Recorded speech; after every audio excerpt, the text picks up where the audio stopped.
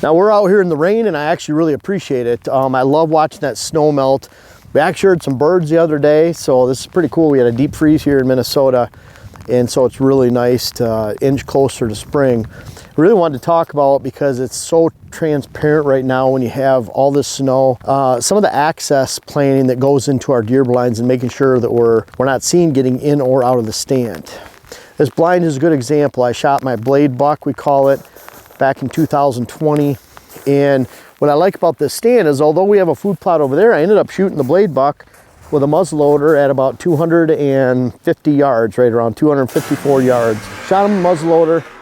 The cool thing is you can get in and out of this blind and watch your food plot over there without spooking deer. But because the access is so good here, we also have a water hole right down here that we watch. And it's close enough that Tyler, our Camp Kicking Bear charity hunt winner last year, he came out and became a good friend. It's pretty cool to have him out here. We had a great time. We hunted 3 different nights, and on the 3rd night, Dante was filming them. That's how it works. Dylan's here for a couple nights, he leaves, and then someone shoots something the next day. So it worked out well, Dylan. Thank you. I'm sure Tyler appreciates it. But believe it or not, here's where our water hole's at right now that completes the whole setup for this, this stand location, blind location.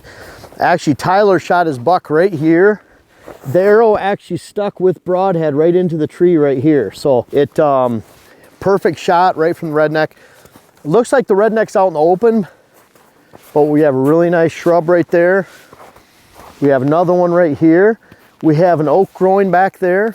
And so we're really looking at a little tunnel. By the time you add the weeds in here, we really never see the bucks look at this location when we're here. So it's become a really cool spot that we can count on. And the water hole adds so much to it. We actually have a trail that extends down through the switchgrass over to the woods.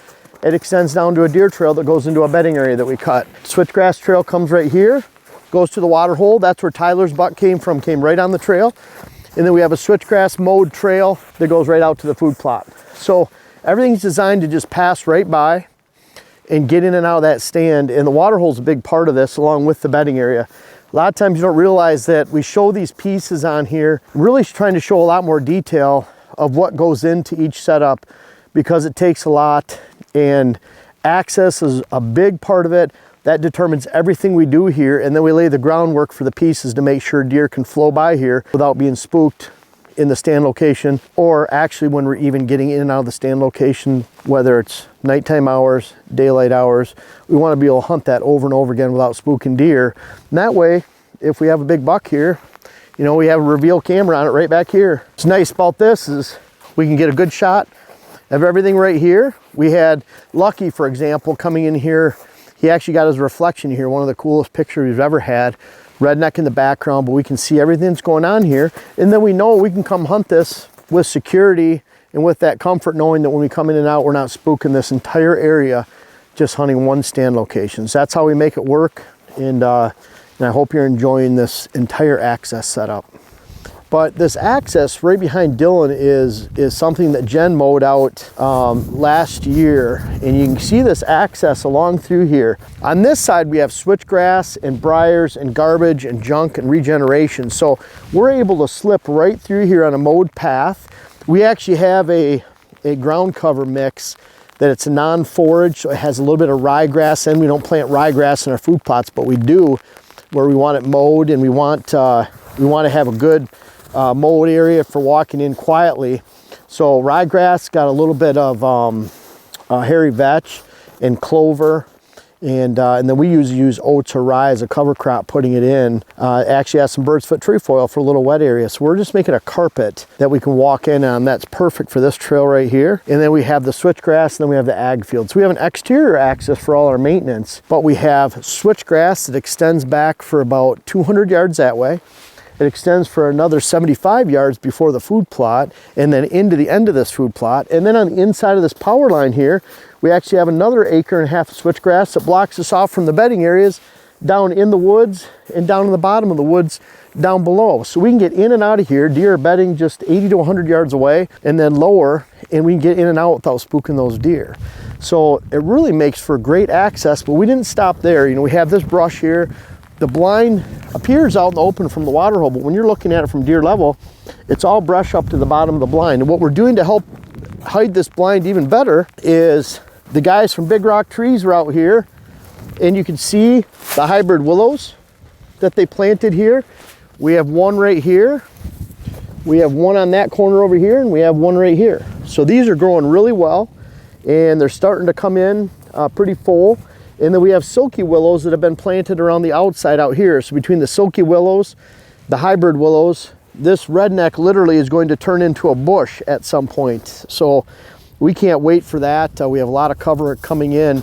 So not only do we walk into a blind that's going to be hidden, we have the switchgrass flanking on the outside and the inside. We have a tunneled trail that we can come down through daylight hours where deer don't see us, or nighttime. And we can get in and out and watch this little food plot that's long and narrow. We can shoot that with a gun. And then the short range one right down here we have for bow shots. So we've put a lot of effort and time, and this is just one of our setups out of about 25 on the property. We don't have 25 rednecks, but we have a lot of tree stands from Family Traditions. We have a few more rednecks, but in every stand location, it's critical that you come into that stand and hunt it in a manner that allows you to get in and out without spooking deer. This switchgrass right here will be the 3rd year of growth. This switchgrass out here will be year 2. These shrubs that are growing in here will be year 2 now, coming up this year. The switchgrass up there is 1 and 2 years old. A lot of things come together over a year or two. We put the blind here in the first place because we had a little bit of complementary cover to allow us to get in and out without spooking deer in the first place. And then all these other features we use to strengthen that movement and really make 100% certain that we can get in and out without spooking deer. And that's critical with every stand and blind location that you have on your property. Spare no time, spare no expense if you can do it, to make sure that you do it right, because no matter what you do, if you're spooking deer every time you go in and out of your property, you ruin the property. This blind right here, if we went in and out, we'd spook that whole hollow out behind Dylan. In front of us on the food plot, we'd spook out the food plot, and then all of a sudden we take an area that only took 2 or 3 acres of work to create, and we're destroying 40 to 50 acres at a time. That's how critical it is. Now I guess you guys are wondering, I normally don't have a hoodie up, but it is raining and it's cold. I'd say it's around 37, 36, 38. And but the new hoodies are in as of the 21st at First Light. We wear the Furnace, which is the heavy merino wool layer. Usually have a quarter zip on. We have Henleys too in that. You'll see me wearing that quarter zip a lot. This is a new product. It's a hoodie that's out, and I'm really excited about it because I like wearing hoodies. We wear the quarter zips a lot, but this merino wool gives me a lot of warmth and really helps me avoid this kind of nasty weather in through the hunting season, and it's washable. So really check that out. It's a new product. The link's in the description, along with the links for our new food plot. We have all our food plots blends out on our main website. The new website will be out soon, and once you hit that on the store, it'll take you directly there. So we're really excited about that. We've had a lot of sales coming in for that right now, and I hope you can take advantage of that. And hey, if nothing else, I hope you enjoy the free content and the strategies that we use to be successful for not only the spring into the summer, in the fall. We have rabbits and turkeys and pheasants and grouse, birds, butterflies, bees that we're trying to promote out here. But the success that we really come to rely on and expect and really demand from ourselves going into this fall and this deer season. Hey, I'm really excited to introduce to you our Hills and Thermals web class. It's something we worked on all year. We're trying to put lots of facets of scouting, aerial imagery, diagrams on the whiteboard to really teach you how the wind moves through hills and how you should find bedding areas, how it relates to deer movements in general, how that relates to this is a bedding area stand, this is a food source afternoon stand. We really tried to put this together and offer you a complete picture of how to navigate hills and find better success consistently where you hunt.